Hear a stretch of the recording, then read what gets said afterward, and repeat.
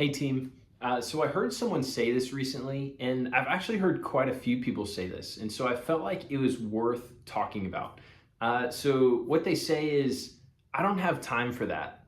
I would really love to, but work's been crazy, family life's been crazy, and I just haven't been able to make the time for it.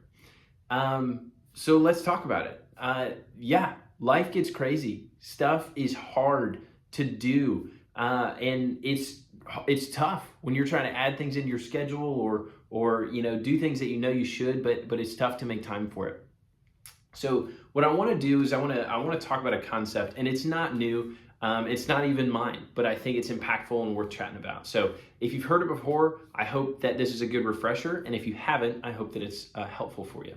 So the concept is begin with the end in mind.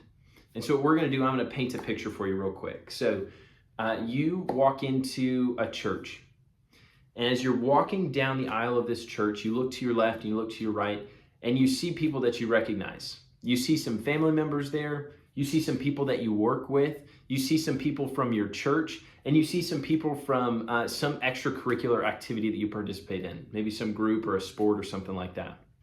And you come down to the front and you see a casket. You're at a funeral.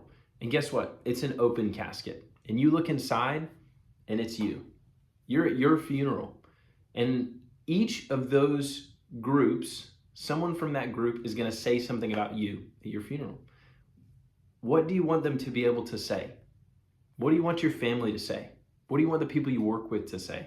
What do you want your church friends to say about you? What do you want those extracurricular, your pickleball league folks to say about you? And what are you doing to make that a reality? The fact is if that's where you want to be, you have to take steps to get there. If I want to be known as a godly man, then I got to know God.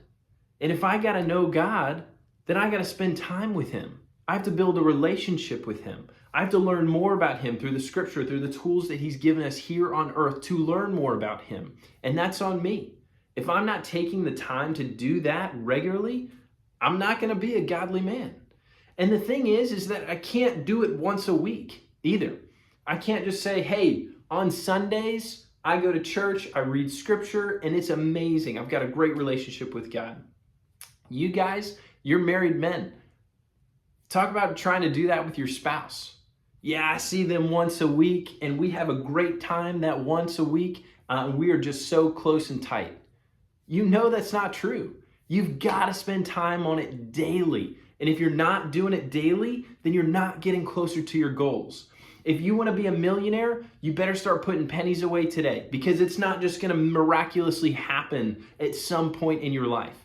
And so as you think through these things that I want to be known for blank, I want this group to be able to say blank about me. You've got to be able to work it into your schedule every single day. If you want to be fit, you better be going to the gym. And I don't mean once a week, I mean every single day. If this is important to you, then you make time for it.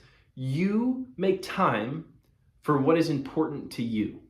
And so if you look at your schedule and you see gaps, or you see you're spending your time, you name it, scrolling through social media, just piddling around, watching TV, that is building you into who you are.